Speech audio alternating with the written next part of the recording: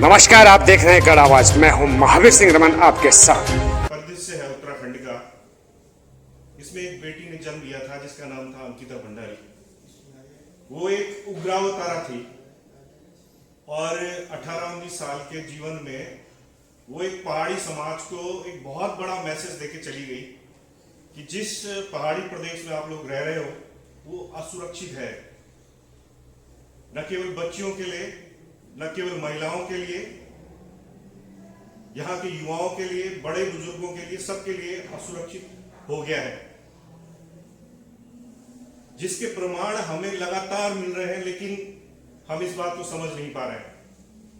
आप देखिए, अंकिता के बाद एक और हादसा हो गया उत्तरकाशी में, वो भी रिजॉर्ट में हुआ है और अभी तक पता नहीं चल पाया है कि उस बालिका को, अमृता को, जो 18-19 साल की जो बालिका थी, उसको क्यों मारा गया, या अगर वो आत्महत्या के लिए मजबूर हुई तो उसके क्या कारण थे।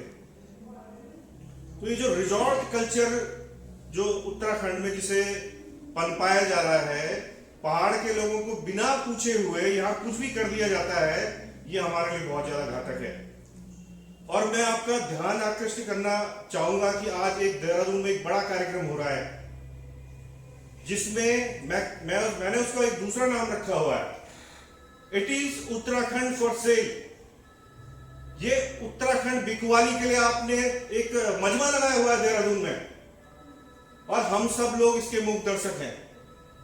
आप कह रहे हैं बाहरी निवेशकों को, आइए लूटिए इस प्रदेश को, यहां की जमीनों पर रिजॉर्ट बनाइए और हमारे बच्चे उसमें बर्तन धोएंगे, आप हमारी बेटियों से वैश्यावृत्ति करवाओगे। ये होने जा रहा है। पिछले 23 सालों में आपको कुछ ऐसा लगा है कि इस प्रदेश में पहाड़ी क्षेत्रों में एक भी इंडस्ट्री लगाई गई हो, कहीं कोई रोजगार का अवसर पैदा किया गया हो? पिछले 1 साल से जो अंकिता भंडारी की जो हमने लड़ाई लड़ी है, उसमें हमारे लिए जगह जगह कांटे बोए जाते हैं। और जो एसआईटी ने जो जांच की है, मैं आज एक नया खुलासा फिर आपके सामने करना चाहता हूं कि एसआईटी ने जो जांच की है वो अभियुक्तों की नहीं, अंकिता भंडारी और उसके मित्र पुष्पदीप की जांच की है। क्योंकि जो चार्जशीट यहां पर लगाई गई है उसमें अंकिता भंडारी और पुष्पदीप के बीच में जो नितांत व्यक्तिगत चैट थी, केवल उस चैट को खोला जा रहा है। जो एसआईटी ने जांच के लिए जो मोबाइल भेजा वो पुष्पदीप का भेजा। CFSSL जो लैब है चंडीगढ़ की, वहां जो मोबाइल भेजा गया वो अंकिता के मित्र पुष्पदीप का भेजा गया, वो आरोपियों का नहीं भेजा गया, पुलकित का नहीं भेजा गया, सौरभ भास्कर का नहीं भेजा गया और अंकित गुप्ता का नहीं भेजा गया। क्या आपको नहीं लगता कि वो मोबाइल वहां जाने चाहिए थे? वो मोबाइल देहरादून जो CFL लैब है वहां तक भेजे गए और यहां जमा कर दिए गए। उनसे ये नहीं खंगाला गया कि उसका जो CDR होता है, कॉल डिटेल रिकॉर्ड, जो मोबाइलों के होते हैं, ये बताया जाता है कि मोबाइल नष्ट हो गया है, मोबाइल नहीं मिल पा रहा है पुलकित आर्य का, लेकिन मोबाइल कंपनी के पास पूरा डाटा होता है कि उस मोबाइल से कहां कहां बात हो रही थी। वो डाटा क्यों नहीं निकाला गया? ये सवाल जो सुप्रीम कोर्ट में मैंने पिटीशन फाइल की है वहां उठ चुका है कि आखिरकार आपके पास CDR क्यों नहीं है पुलकित आर्य की, आपके पास CDR क्यों नहीं है सौरभ भास्कर की, आपके पास CDR क्यों नहीं है अंकित गुप्ता की। हम बहुत आसानी से उस VIP तक पहुंच सकते थे केवल CDR से। आपके पास CDR नहीं है, आपने जो फॉरेंसिक जांच की उसमें आप कुछ निकाल के नहीं ले पाए। आप क्या यकीन कर सकते हैं कि एक लड़की अंकिता अपने बिस्तर में सोती है, क्या एक लड़की का एक बाल भी आप निकाल के नहीं ला पाए? मुझे शर्म आती है एसआईटी की जांच पे, क्योंकि जब कोई बिस्तर में सोता है तो उसके कम से कम बाल तो टूटता है। एसआईटी अंकिता का एक बाल भी निकाल के नहीं ले आई, इसका मतलब उसने कोई जांच नहीं की। और उसी तारीख 23 तारीख को रात को जेसीबी चलवाया गया, जो कि स्थानीय विधायक ने चलवाया। उसने कौन से एविडेंस वहां पे खत्म किए? जो यहां चार्जशीट फाइल की गई है उसमें जो विधायक है उसको आरोपी नहीं बनाया गया, जबकि वो 201 की आरोपी है। उसने साक्ष्य नष्ट किए हैं।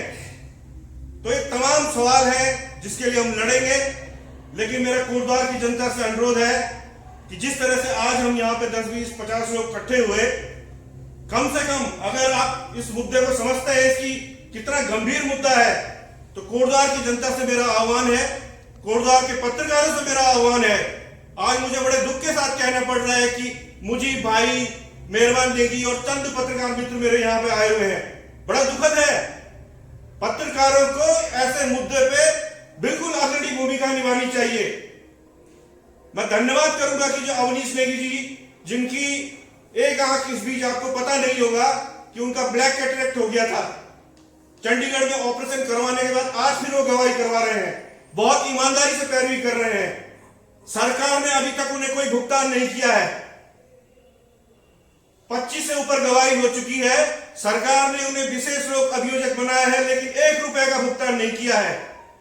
क्या ये उस ईमानदार वकील का शोषण नहीं है? तो कहीं से भी मुझे नहीं लगता कि ये जो भाजपा की सरकार है इस प्रदेश में या केंद्र में जो काबिज है, वो अंकिता को न्याय दिलाने के पक्ष में है।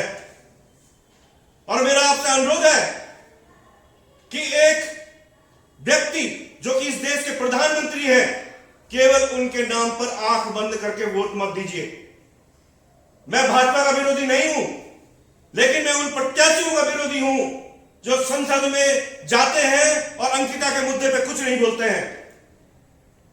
तो मेरा आपसे अनुरोध है कि एक तो हमारी ये मुहिम जारी है, कम से कम जिस दिन मुकदमा होता है तो कुछ 10, 20, 50 लोग मनोबल बढ़ाने के लिए कोर्ट में आ जाए, तो अंकिता के पिताजी का, अंकिता की मां भी लगातार आती है यहाँ पे, उनका मनोबल बढ़ेगा और ये इनकी लड़ाई नहीं रह गई है, इनकी बेटी वापस नहीं आएगी।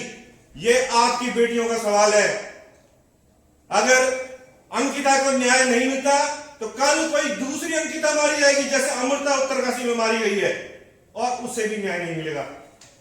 तो मैं आप सभी लोगों का धन्यवाद करूंगा। और ये मैं शायद